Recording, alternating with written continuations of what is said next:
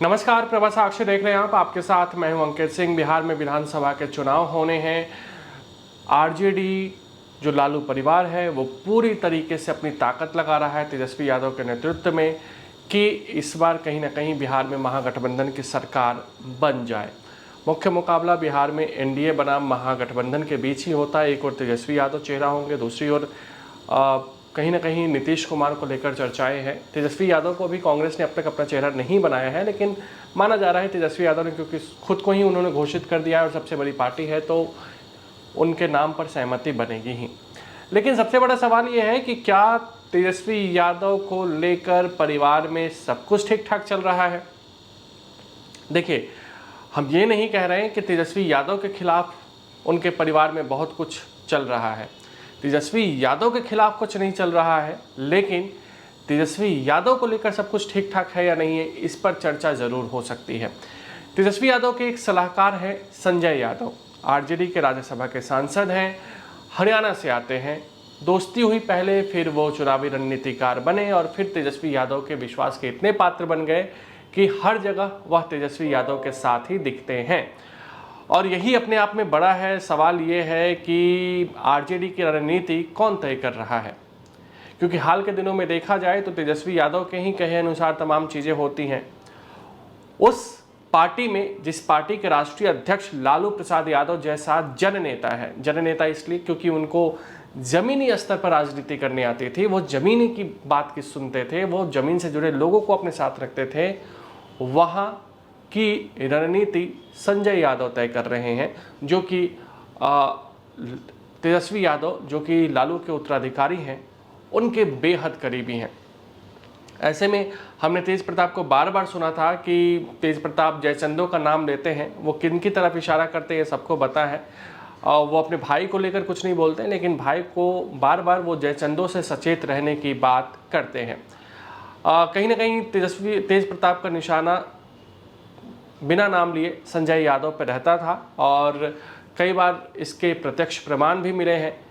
तो तेज प्रताप यादव तो अब अपनी अलग राजनीति कर रहे हैं, क्योंकि आरजेडी से वो अलग हो चुके हैं, परिवार से उनको अलग कर दिया गया है। तो ऐसे में अब तेज प्रताप यादव अपनी राजनीति बिहार चुनाव को लेकर कर रहे हैं। लेकिन आज हम ये चर्चा क्यों कर रहे हैं, ताज़ा और नया मामला आ गया है।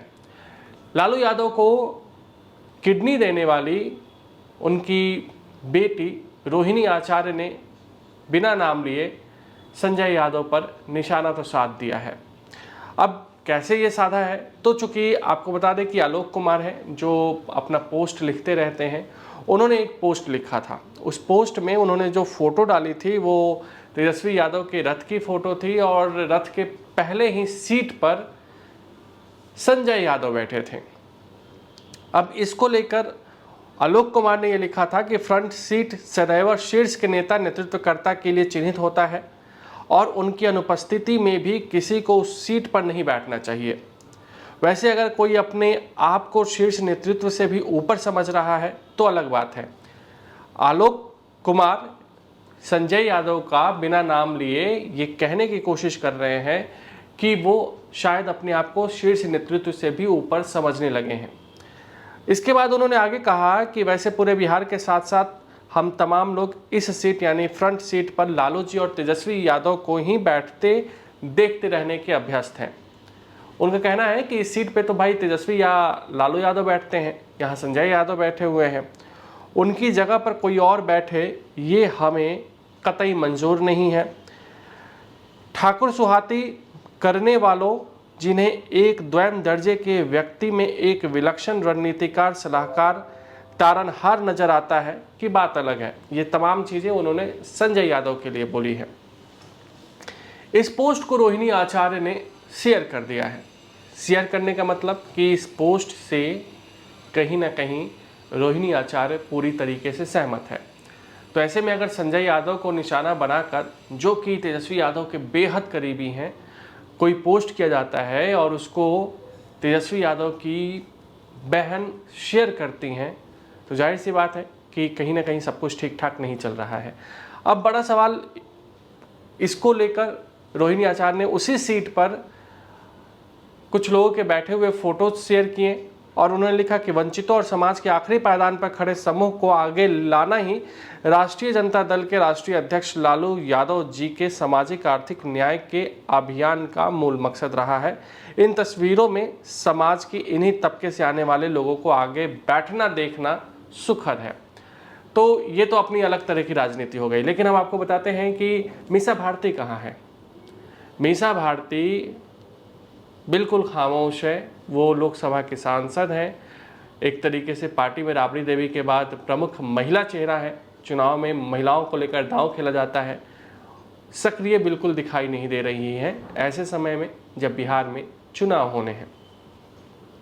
इसके अलावा अगर तेज प्रताप की हमने बात की, लालू यादव या राबड़ी देवी खुलकर किसी मुद्दे पर जहां आरजेडी में संकट की स्थिति देखी जा रही है सामने नहीं आ रहे हैं। तो ऐसे में कई सवाल जन्म ले रहे हैं कि आखिर लालू परिवार में सब कुछ ठीक ठाक चल रहा है या नहीं चल रहा है। क्या संजय यादव, जिन पर बिना नाम लिए तेज प्रताप यादव या फिर रोहिणी आचार्य के पोस्ट से भी संकेत मिल रहे हैं, कई बार आरोप लग गए हैं। जानने वाले तो ये भी कहते हैं कि संजय यादव हमेशा साय की तरह तेजस्वी यादव के साथ रहते हैं। जो लोग तेजस्वी यादव तक नहीं पहुंच पाते वो संजय यादव की ही परिक्रमा करते हैं। साथ ही साथ ये चाहते हैं कि संजय यादव की नज़रों में वो पॉजिटिव हो जाए। अगर ऐसा हुआ तो तेजस्वी यादव उन पर भरोसा कर सकते हैं। तो कुल मिलाकर संजय यादव की भूमिका पर आरजेडी और लालू परिवार में ही सवाल खड़े होने लगे हैं। अब देखना होगा कि आने वाले दिनों में लालू परिवार में सब कुछ ठीक ठाक रहता है या नहीं। लेकिन तेज प्रताप एक बड़ी चुनौती बनते हुए इस बार के बिहार विधानसभा चुनाव में खास करके लालू परिवार के लिए तो जरूर दिखाई देंगे। अगर आप भी लेना चाहते हैं देश दुनिया की तमाम जानकारी तो आज ही सब्सक्राइब करें हमारे चैनल को। साथ ही नीचे दिए बेल आइकन को जरूर दबाएं ताकि हर अपडेट आप तक पहुंच सके।